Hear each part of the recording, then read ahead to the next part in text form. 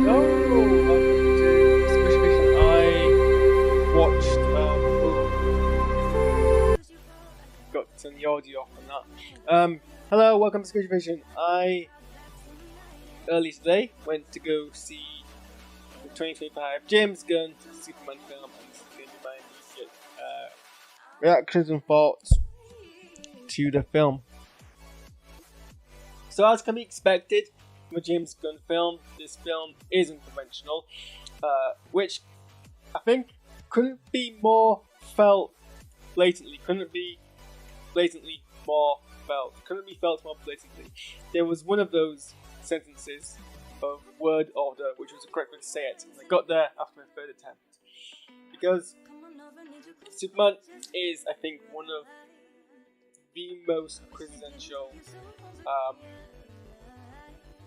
I didn't realise the background went black after a while. Please check that. Also, there we go. We start again.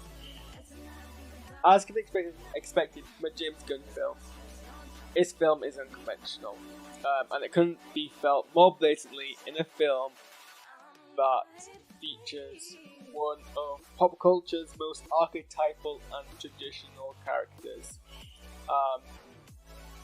Obviously, Superman isn't the first superhero adaptation in the last decade to survive a traditional format.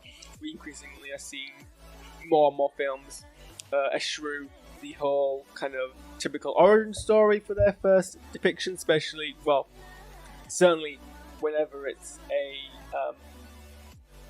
superhero that we've already seen adapted before. But it is noticeable from the get-go that this isn't your traditional Superman story.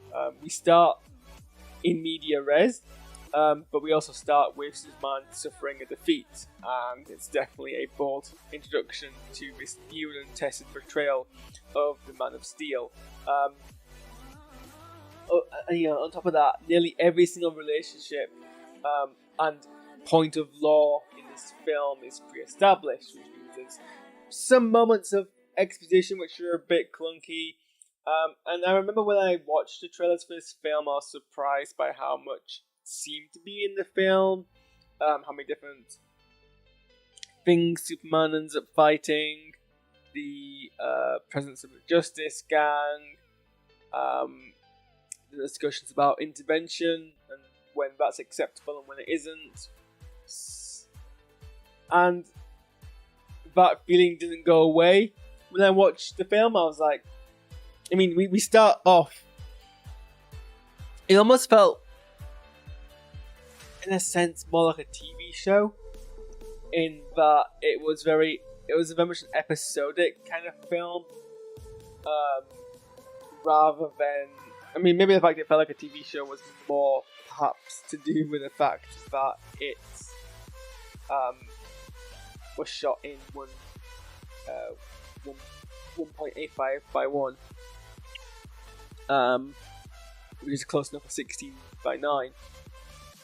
But it felt. I think it was a feeling of like episodicness, and it is certainly a strategy to have an entirely different superhero team in your solo Superman film.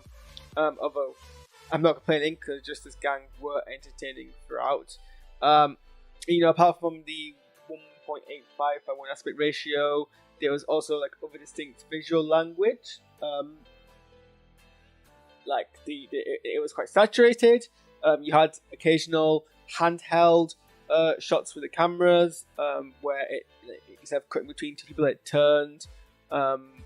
There were these frequent kind of like wide-angled headlock shots, as if like there was like GoPros attached just before someone's, just in front of someone's face, which were disconcerting. I kind of liked them, but I can see how those could be divisive because they do look a bit goofy.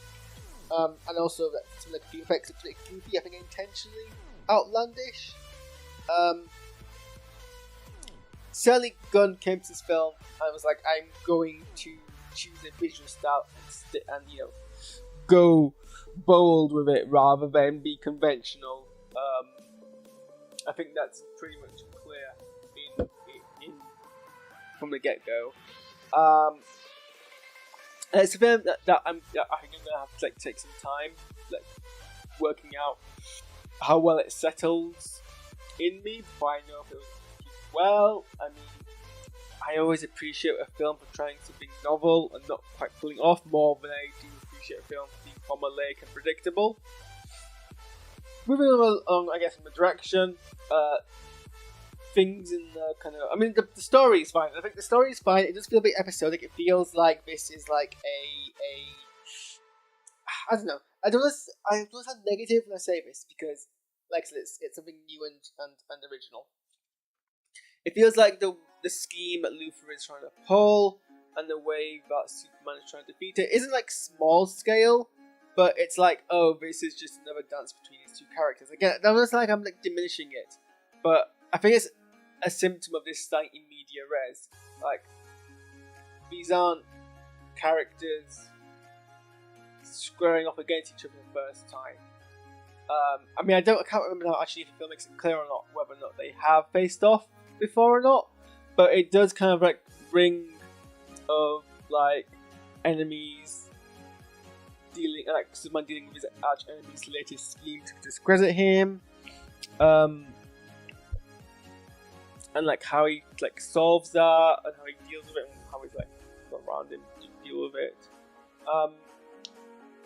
Other elements of the film, there's been a lot of complaints about the Cal's parents' final message being a conquest, which, having now watched it, I'm a bit like, I mean, the central theme, one of the central themes of the film, is about rejecting your prescribed purpose for one's own choices. A theme I'm very familiar with because it's something that I am currently exploring a lot in my current art for no particular reason. So I'm looking to do my recent experiences of dissociation, identity, and purpose. And Superman chooses to be the Superman that we know. So I'm really unsure about why Jor-El and Lara wanting him to colonize Earth is problematic, unless people are really protective over the characterizations of these two characters.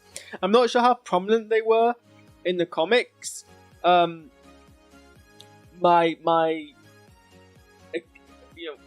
I grew up watching Superman cartoons where those characters, essentially, I think as far as I can recall, appear in like the opening titles, don't have any input or whatever into Superman's kind of upbringing. And then obviously I've seen the Superman film, the Marlon Brando one, and obviously I recognise that they're a bigger part of that story. But I wonder, so I don't know if like in the comics, like certainly in the origins, not any kind of post-film visualism, whether Jor-El or Lara had like big characterizations this is assassinating, which I can kind of understand the annoyance. More than likely, I think people are probably more protective over the previous film depictions, which shouldn't be templates because this is James Gunn adapting from the comics, and so should be allowed to kind of have a more of an original take on it. And you know, I mean, a friend of mine's Letterboxd review I read, they raised a very good point about how like previous depictions of Jor-El are kind of like as this god figure, which is very kind of like, in a sense, this is inverting that and making them a figure to defy in lieu of humanity. Like, you're choosing humanity over this kind of prescribed purpose. I guess the weakest part of the film for me, which doesn't help with all the, like, the film has a lot of things going on, and what might have helped is if there was like a central thematic growth of our protagonist that lets you then at least hold on to that as you enjoy the rest of the things as you go along for the ride. But Superman doesn't really have an arc in this film as far as I can like recall, having just watched it. Maybe as I reflect a bit more, I will change my mind on that. They're thrown off like halfway through the film or 2/3 through the film by the revelation that their parents what the parents' message ended on. But like that doesn't like. I mean, then they get captured, and their entire like thing after that is trying to escape and go back to Earth. And then once they escape and they have a moment to themselves, it's very quickly overcome that with a pep talk. And that's not to diminish the beauty of the pep talk, but it's not. It doesn't feel like it's a thing they're having to deal with for a long period of time. Superman, I think, actually invokes more change in those around him rather than himself, which, I mean, might be the point of the film, but again, it's when films are conventional. And like, don't get me wrong, I love films that do that capture unconvention. I think they ground your audience into some conventions, and when everything's unconventional, even like on a thematic level, it's hard to kind of like ground yourself. There are two things that everyone's been talking about since the film came out. One was an apparently very potent pro-immigration stance, which, I mean, I get it. I'm not the type of... Well, I mean, I guess I'm not the type of viewer who is going to pick up on what is too woke, because I don't think that's a thing.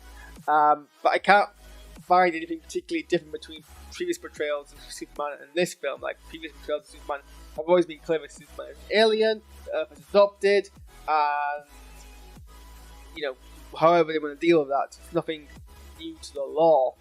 So but like this film doesn't like lean on that too much as a plot point. So I'm really confused of where the backlash has come from. Like it doesn't do anything particularly different to previous portrayals that I have seen. The other one is the Israel Gaza comparison, which I'm gonna continue to have thoughts on. But as it currently stands, there's a smidge of white saviorism in this. There is a smidge, but I will be honest. The sequence when the Justice Gang turn up and go, "Screw war criminals," really put a grin on my face. Just, you know, them arriving and, like, really, like, just nonchalantly, without hesitation, just chucking war criminals left, right, and centre. I enjoyed it. I was grinning. I was like, this is cathartic. After everything that's going on right now in the world, this is cathartic. Is this relatively service level depiction possibly performative? Maybe. When you consider that it's not the main focus of the movie, so you wouldn't really expect to spend the whole deal of time dealing with it in a kind of very complicated, nuanced way. And the fact that it's a major American property film that is choosing to deliberately depict this country as a white nationalist colonial state that is an ally of the US attempting to occupy brown land using propaganda lies that the film clearly states aren't true. I mean, the bar might be low, but these first steps are still quite significant. And the fact that this is a fictional country that precedes Israel, and isn't even explicitly Israel, in effect, I mean, apart from like it's a white nationalist country invading a country that's occupied by majority brown people, it makes it even more kind of funny that pro-Israelis have just been very quick to wear the boot, and it makes it all more rewarding.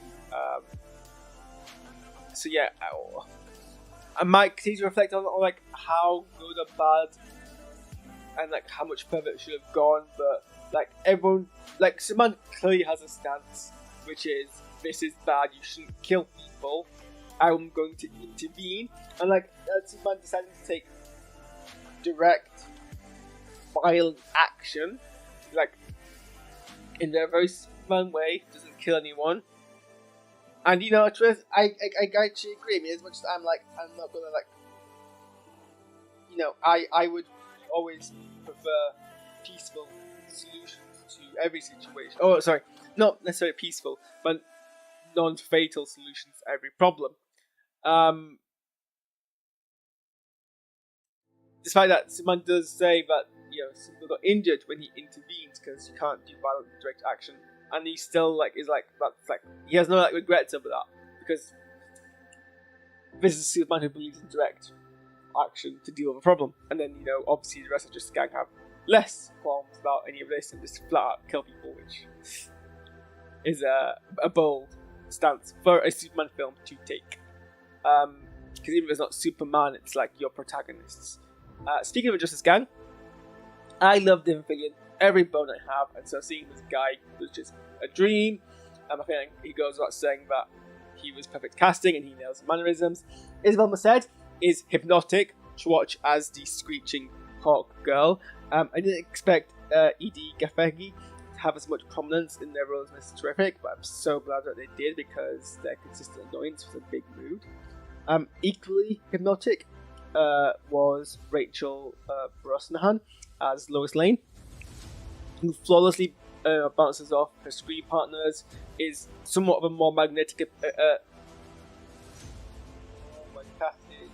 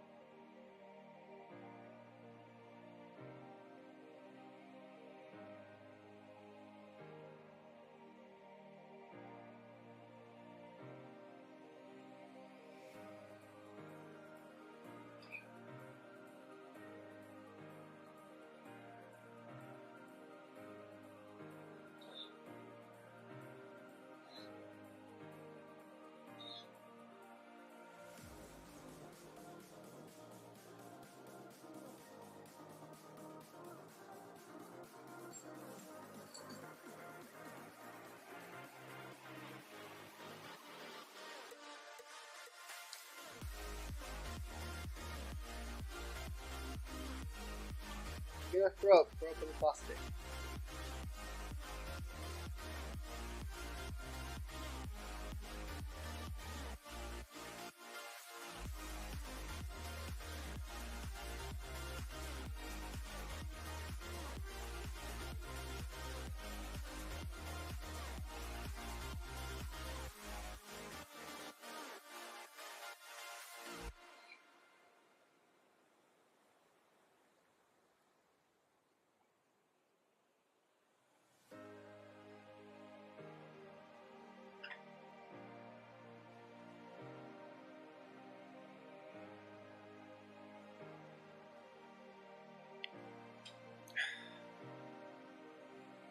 I'm sure it's fine.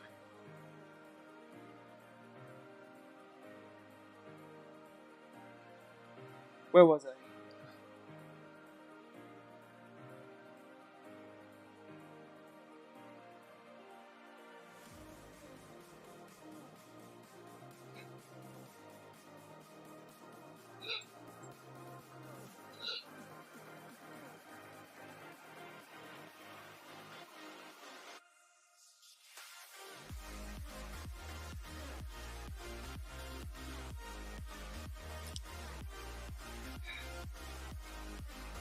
Yes, so Rachel Brosnahan's Lois Lane bounces flawlessly off all the screen partners.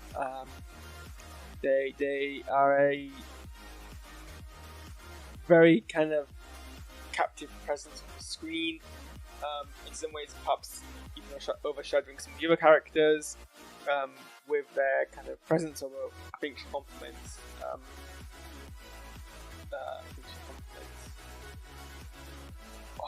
David Cohen Sweat's Clark Kent very well, and I think the independent storyline she's given, in many ways, sometimes driving the plot and the feet of Luthor more than our protagonist is an appropriate depiction of the character, a very strong, kind of driven version of Lois Lane.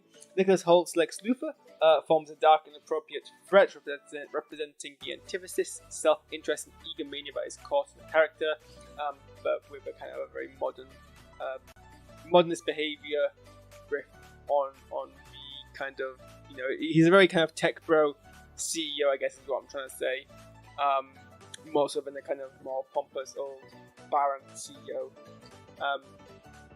vibe, which is obviously appropriate for this time and era. And then finally you got David Corn Sweat as Clark Kent as Superman, who is very earnest. They mix the troubles of being both an experienced superhero and someone who's dealing with new issues, and yet every time Superman takes time to offer a word of reassurance or comfort, I too feel reassured and comforted. So just to end off, because I think I'm going to need to deal with my cat, the film is messy and full, and whether that is brilliance or of eagerness, I am not sure, but it's a depiction of Superman that we've not seen before, and it comes with a core message of kindness and direct action, so this is Superman that I can get behind.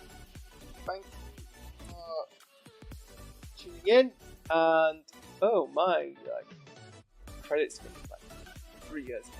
I should probably fix that. But I'm going to fix that. Meanwhile, get out of my house.